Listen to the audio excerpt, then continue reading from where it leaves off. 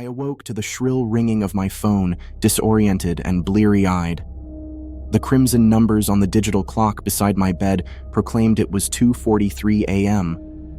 A heavy sigh escaped me as I reached for the phone.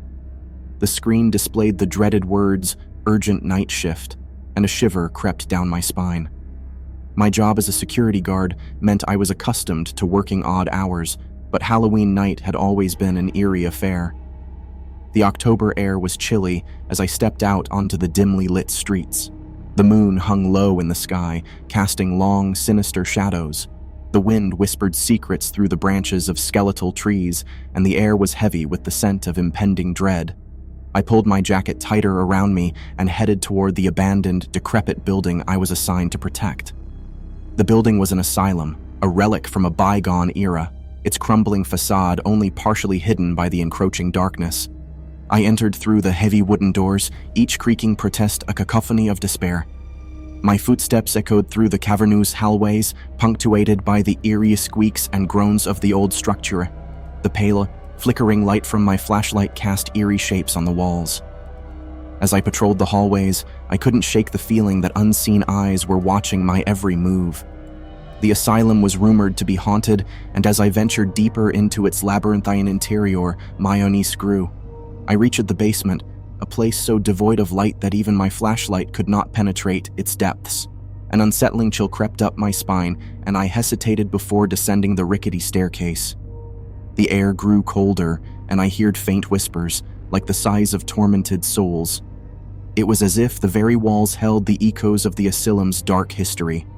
Suddenly, my flashlight flickered, casting the basement into complete darkness.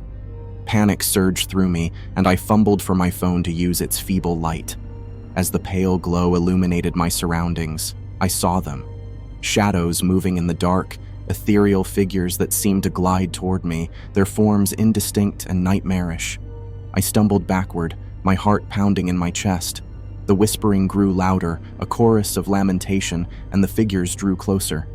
I had heard stories of patients who had suffered unspeakable horrors within these walls, and now their restless spirits seemed to manifest before me.